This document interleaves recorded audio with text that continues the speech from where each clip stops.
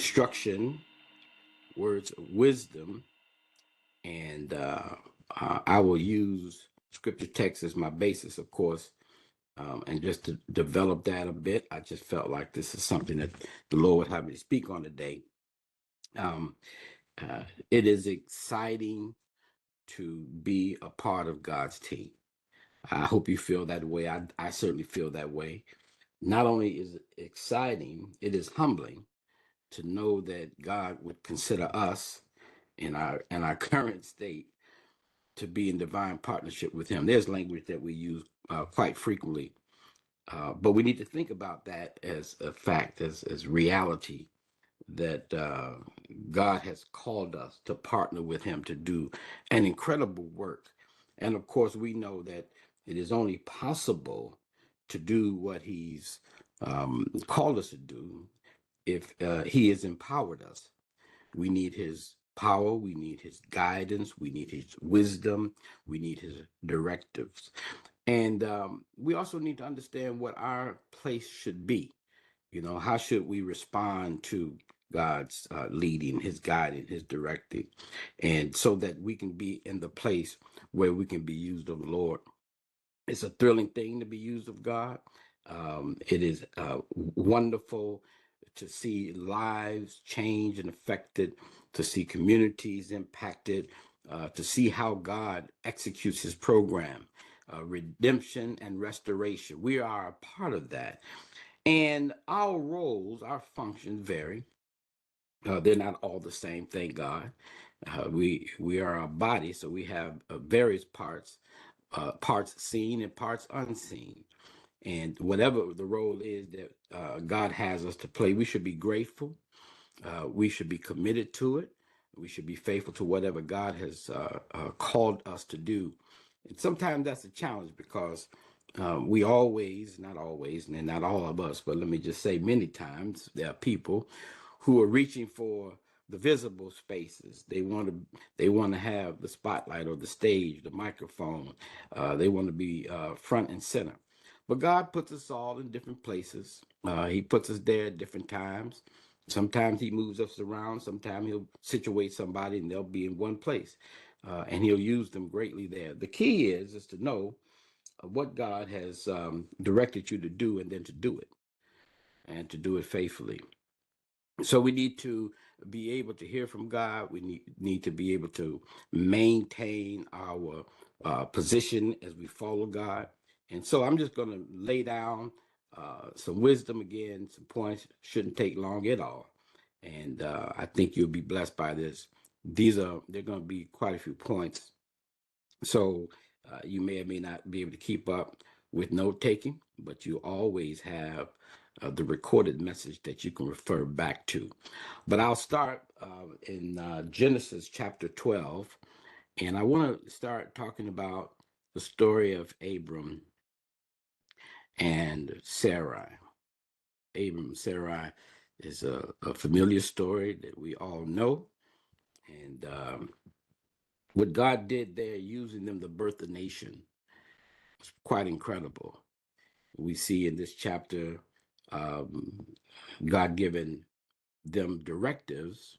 It's also a process of conversion where He's coming out of paganism and embracing by faith this God that He has come to know. And so He's going to be releasing some things and embracing some things in this process. But let's hear the words of the Lord speaking to Abram, giving him direction. And again, I want to focus on being led of the Lord, being led by the Lord. And we'll talk about that. We'll talk about assignments, and then we'll talk about wisdom in being led by the Lord and our proper response. So Genesis 12, chapter verse 1. Now the Lord had said to Abram, this is before his name was changed. In his conversion, his name was changed from Abram to Abraham, the fuller name. Uh, get out of your country, from your family, and from your father's house, to a land that I will show you. I will make you a great nation. I'll bless you and make your name great, and you shall be a blessing. And I will bless those who bless you. I will curse him who curses you, and in you all the families of the earth shall be blessed. Now, we're talking this guy and his wife. At this time, he is 75 years old. He doesn't have any children. He's hearing from God in this new relationship about this incredible nation that's going to come from him. Can you imagine what's going through Abram's mind when he's hearing this?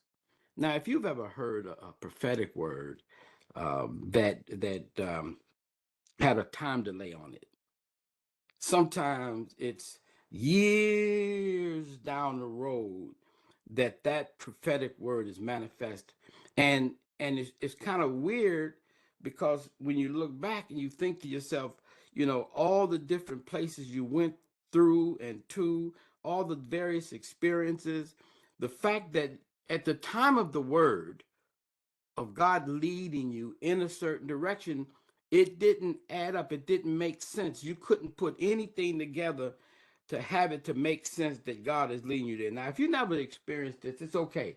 Your turn can come if you just stay right there and let the Lord talk to you.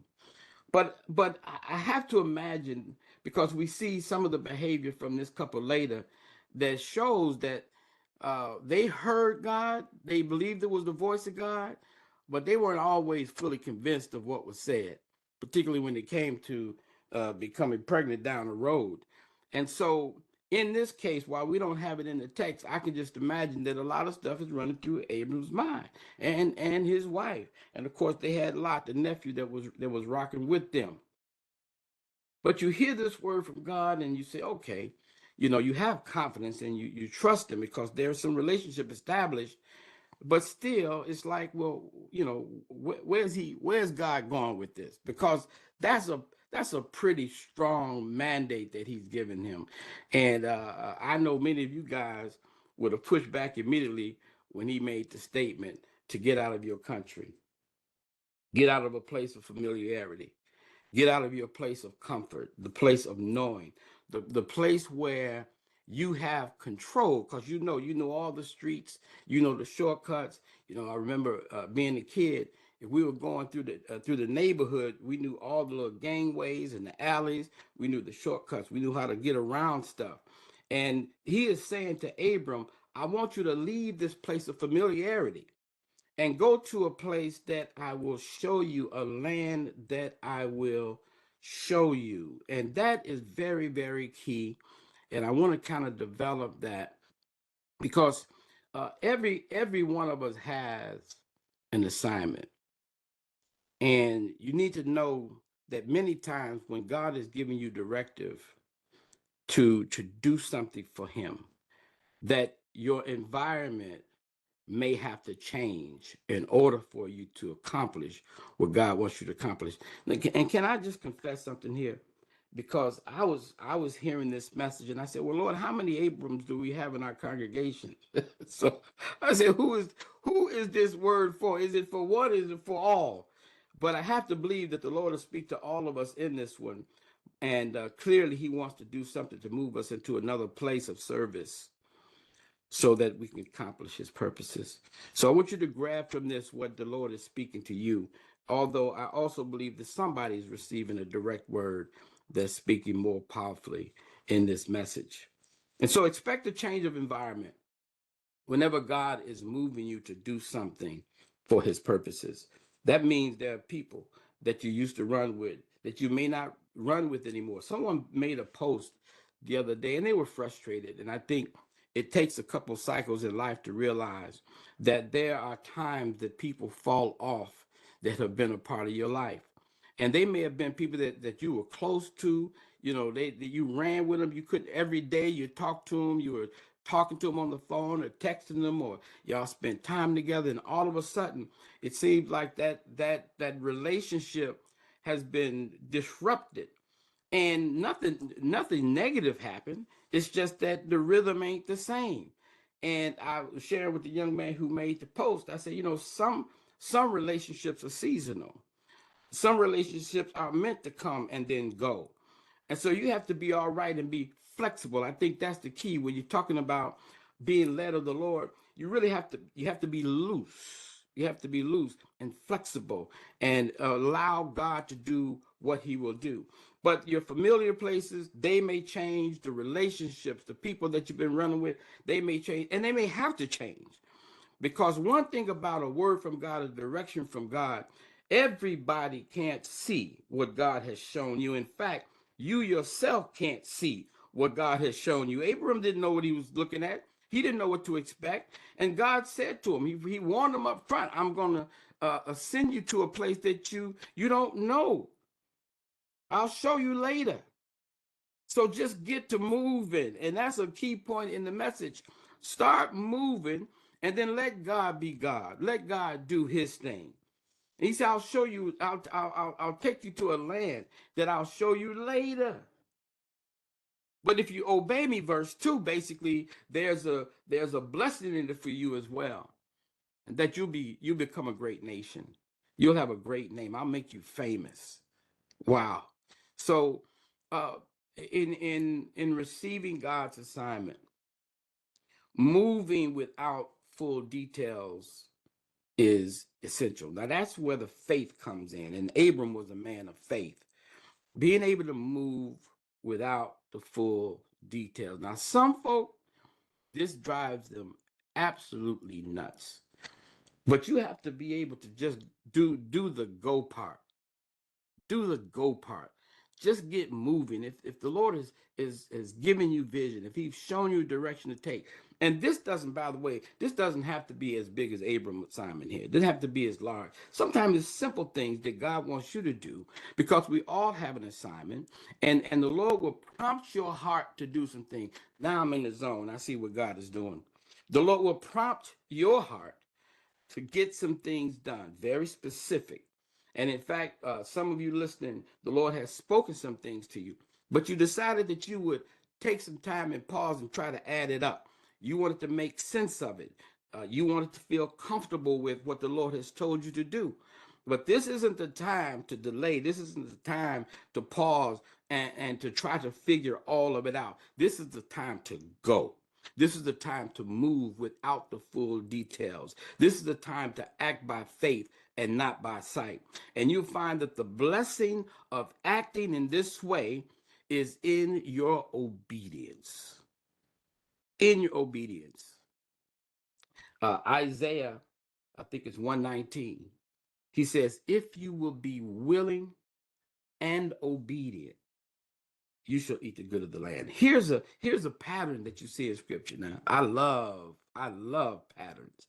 I love watching to see how God has operated and interacted with people over and over and over again, because there's safety in the patterns. There is that thing that you can stand on. You say, this is the way God operates, not in one isolated experience, but you see God operating this way over and over and over. Then there's another step to this when God gives an assignment, and there's a proverb that speaks to it.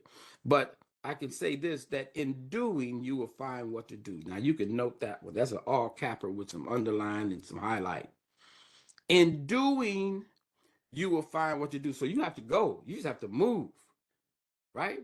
You have to do. So doing sometimes is what we would consider some of the menial things. That's why I tell folk, when you're serving in the church and you got an assignment, the assignment might, in your mind, be beneath you. You may feel like, I'm smarter than this.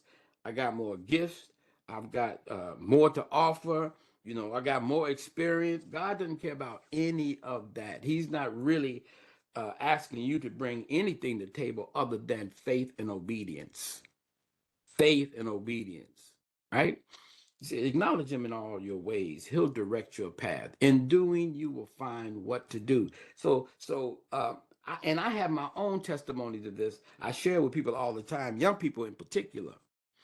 And I look at all the things that I've ever done in life that resulted in some success and some satisfaction and some good times and some good experiences, some great relationships and learning and growing and development.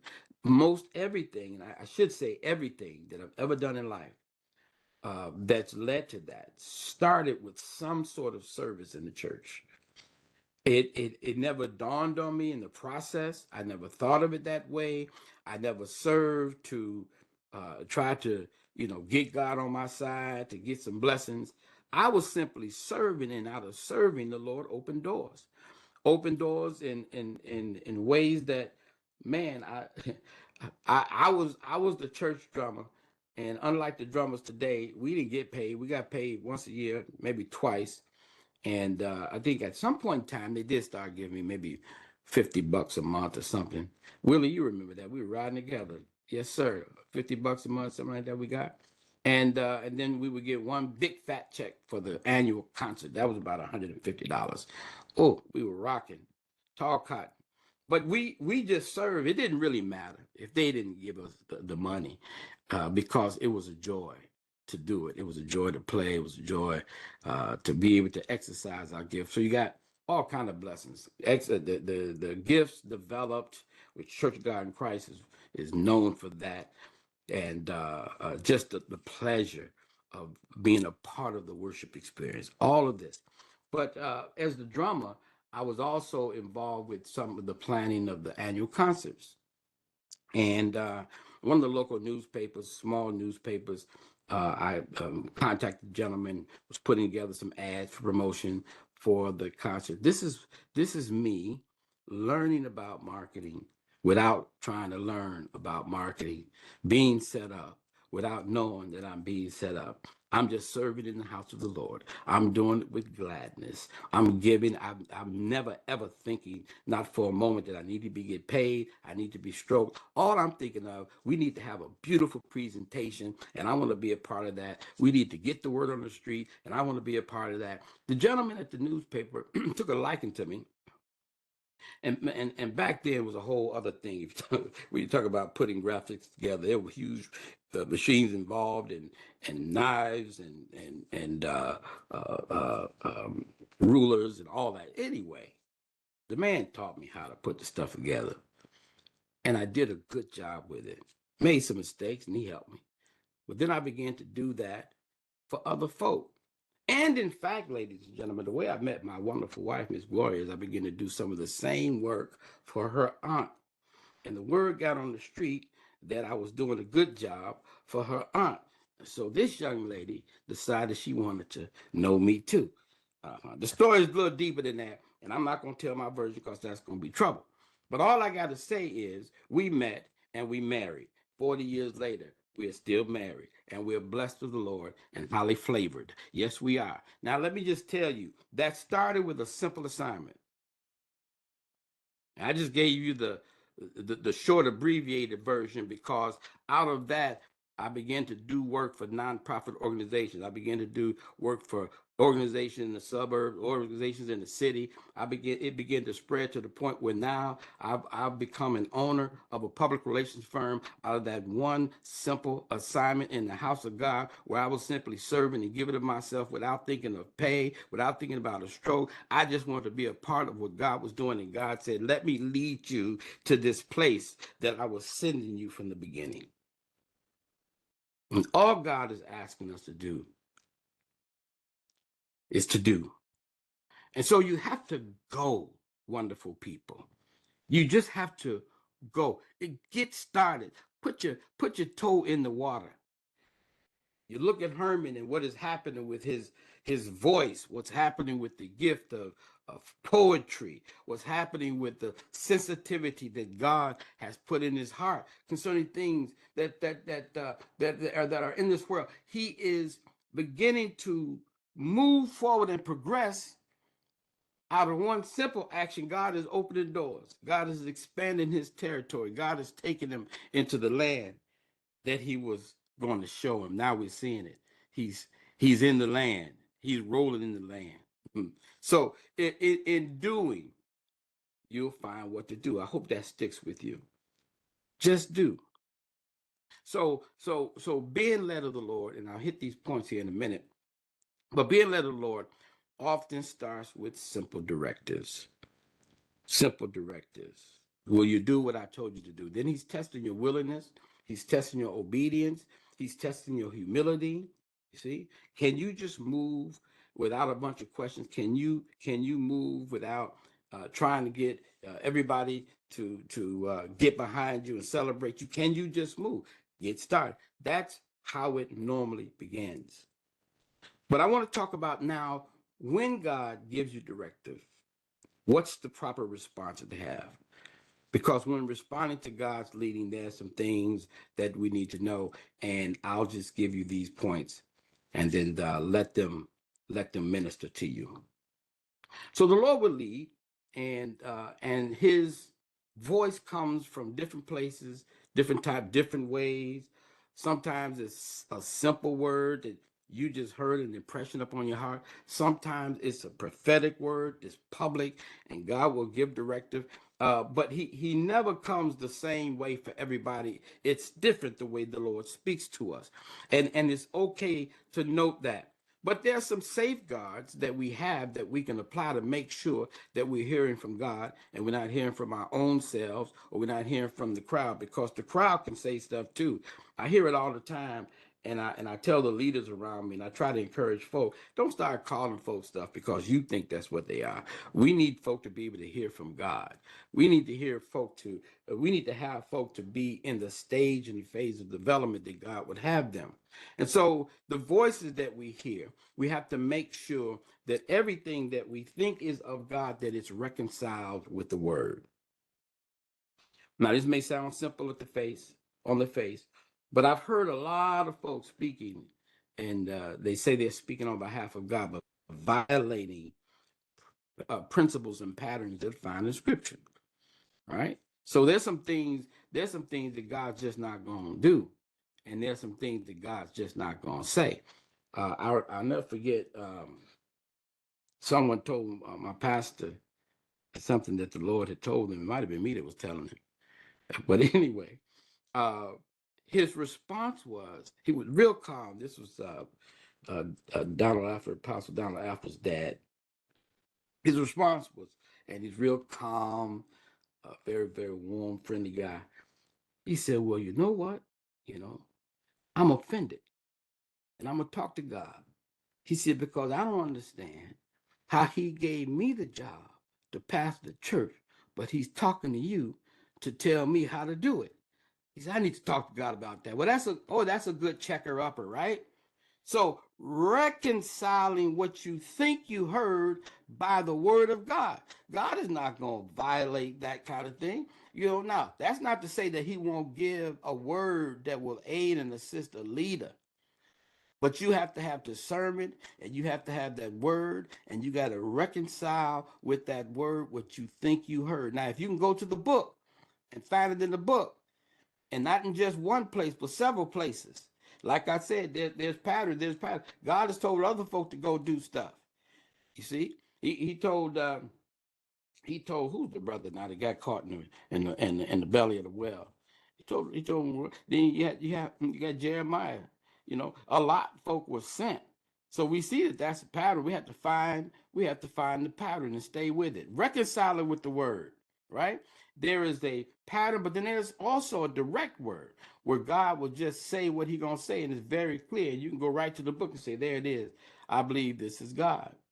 Number two, we need to always seek wise, godly counsel from leadership that God has placed in our lives. Mm? When people say to me that God told them to do something, but they are unwilling to hear the voice of wisdom, the voice that has received the grace of God to be able to discern his voice, the grace of God to be able to help to guide a person by taking them to the book and say, okay, I can agree with that. Here it is in the book. When a person is unwilling to hear, to listen to wise counsel, you can just wait for the sound of the train wreck. It may not come tomorrow, it may not come next year, but it'll come. Because there's one thing about God and what he does. When God determines something is going to be, It doesn't matter the opposition. It doesn't matter the seasons. It doesn't matter what you have or don't have. When God has given a directive, he will go before you and make successful your ways. He will give you favor when there's no money. He will give you strength when you are completely out of strength, out of energy, out of everything. God will stay and be faithful, and he has simple, wonderful ways of encouraging you along the way.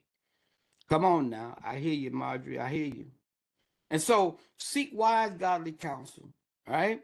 And you need the counsel, the leadership that God has placed in your life. Now I've heard I had one young lady who left the church and she came to the office. It was so sweet because she was kind enough to come tell me that she was about to go.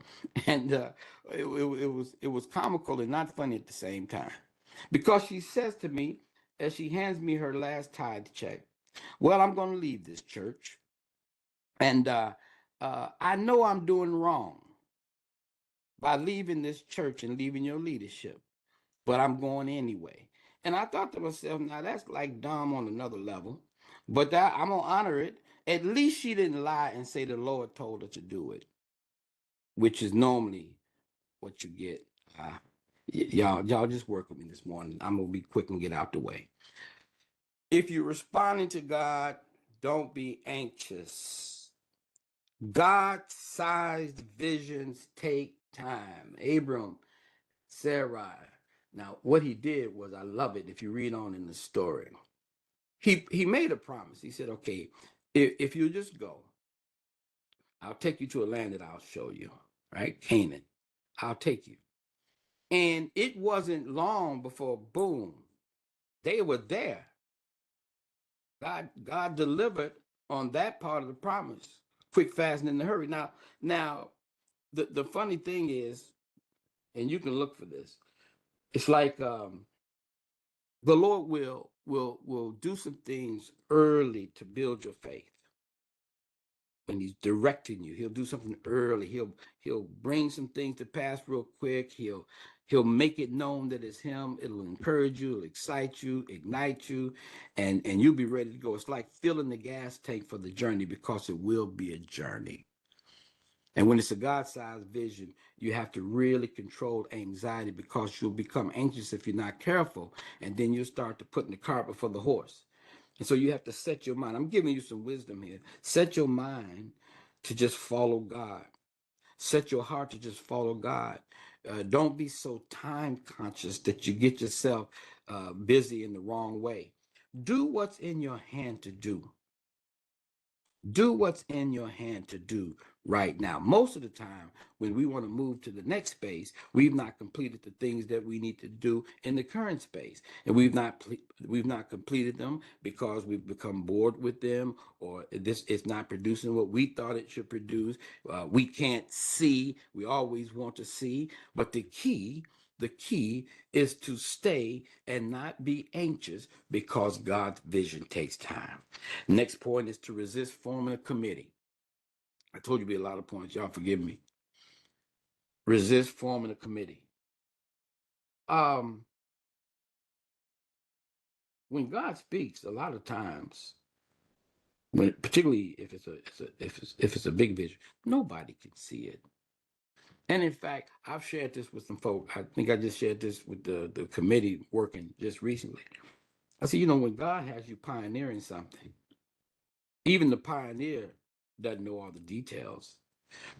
He just tells you to go, and I'll show you.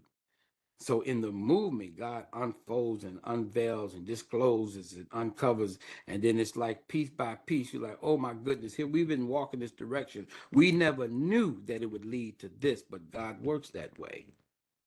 He works that way. And so you want to be careful that you don't try to gather a committee and have the committee to serve in the place of your faith, meaning you're listening to their voices as opposed to listening to what God said the first time. And what God would say, when God speaks and he gives direction, he says something, sometimes he'll get quiet in the middle And so now you got to be careful, because if you start listening to a lot of voices, you'll get off track and start doing something that has nothing to do with what God told you to do. And I'll say also with that, be careful of the distractions that are dressed as blessings, because a lot of things will present themselves. They will show up to try to get you off course, to get you busy doing stuff that has nothing to do with what God has told you to do. Watch the shiny things. Okay? Then you need to make sure that you are checking in frequently with God. That's a matter of prayer. That's a matter of taking some time and being quiet to hear from God. You need God for the right now, and you need God for the future. And step by step, sometimes God ain't talking a lot, and that becomes problematic if you're not careful. And I hate when he goes silent, but I have enough faith in him and trust in him to know that when he goes silent, that doesn't mean that he's not moving, because God is working in the background, doing things that we can't see, doing things that we don't understand, putting stuff in our way and moving stuff from blocking us from progressing forward. God is doing stuff. We just have to go ahead and trust him and continue to believe what he said in the beginning. And the Lord will give you confirmations. He'll give you confirmation, but we want confirmations from credible sources. Everybody can't speak into your life. You know, I hear people saying, well, so and so told me this, or I heard this preacher say that, or I saw this over here. You want to make sure that you are nurturing relationships with people that can give you wise counsel from God, who are hearing from God, who will speak into your life as they have been led by the Spirit of God. And not every voice is a voice that you need to entertain. And that's why I keep good folk in my world. Your Bishop Kirby's and your Dan Rhodes and others who are there that I can relate to, I can refer to. And it's a blessing to have folk that can help to give you counsel and keep you in the right direction. And make sure that in the silence again, that you be still and wait to hear from God before you start moving. He'll speak to you. Taking control is another issue. We always feel like we need to control the direction of things, the momentum of things. Resist taking control and let God be God. You see how Abram and Sarah got in trouble. Abraham and Sarah got in trouble because they decided that they wanted to get involved with doing what God told them that he would do. When God says he's going to do it, the best thing you can do is go sit and let God do it. Now, the problem that we have is we get anxious and we want it to happen in the time frame that we want it to happen in. And I've already shared with you the fact that God visions, God's directives, they're all are often complex and take a while to come to fruition. And we need to be settled and believing God through the silence, through the waiting, and let God do it the way God can do it. Because what you don't want to do is get involved and delay the process because you got involved and touched it. And what you don't want to do is get involved and just derail the whole thing. Trust God, continue to have faith, believe what he said the first time, and keep moving at the pace that God will give you. Remember the first words. They'll hold you. They'll hold you. Expect the promise, because if God has said he's going to do something, he'll deliver. And so by faith, you have to believe, because again, there's cycles and periods of time and all kind of things that no one told you would happen. And that's the way God does. He'll give you direction. He'll tell you where to go. He'll point you in the direction, but he won't give the details of the journey. It's always going to be some challenges along the way. Always going to be some issues. Always going to be some characters that'll show up. They'll show up and they'll become distractions and voices. They'll try to get you off the track. But what you want to do is stay to what God told you. Stay and begin to pursue the directive that God has given you. Whatever he's told you to do, stay on it until you see the manifestation. Now, I'll close with this. Whatever God says to do, it will produce fruit. It will produce life. It'll be a blessing not only to who you're blessing, but it'll be a blessing to you as well. You want to look for the fruit. You hear me say this? I say I look at the net result, I'm always looking at the bottom line in the kingdom. What is it that God is wanting to do? Well, we know that God is a loving God. We know that the mission that we're all on has to do with the redemption of mankind and the restoration of all things. If you want to know that you're on track, look around and look for the fruit. Look around and see, do we see signs of God's doing in what we are doing? Can we detect that somebody's been touched? Can we detect that the space that I serve in, things have come up? There's been an upgrade. There's been an improvement. Where's the fruit in what we do? Because if you can see the fruit, and the fruit, by the way, will be a continual manifestation as you go. You may have different seasons where there's maybe just a little bit, but then there's seasons where there'll be an abundance of fruit. But the bottom line is you want to be able to detect and discern where God is with this, what God has done through your willingness, what God has done through your obedience, through your staying the course of whatever He's given you to do. No matter what the job is, no matter what the assignment is, how small you think it is, and be careful about those small or what you would define as small assignments, that you don't diminish them and that you don't disregard the blessing of the Lord in giving you any assignments. Because if God is giving you opportunity to do anything in His kingdom for His purposes, it's something that you should be grateful for. I watch people and I observe how we move about in the church and as church people. And I'm always ecstatic to see the people who have what would be referred to as simple assignments, but they do it with such joy. In fact, when I was talking about playing the drums at our church, there was a lady there. Her name was Sister Regular. How about that for a name? Well, she was that. She was consistent. And Willie's nodding with that smile on his face. Let me tell you what she did every Sunday. She prepared this orange juice. And we don't know what was in the juice, but it was some good orange juice. She prepared it, she put it in a thermos, and she brought it to church, and it was ice cold. And it was really a really good flavor, right? And in our church, of course, back then we had all the stained glass on both sides. So even with air conditioning, I remember when we had no air conditioning in the church, we just opened the windows.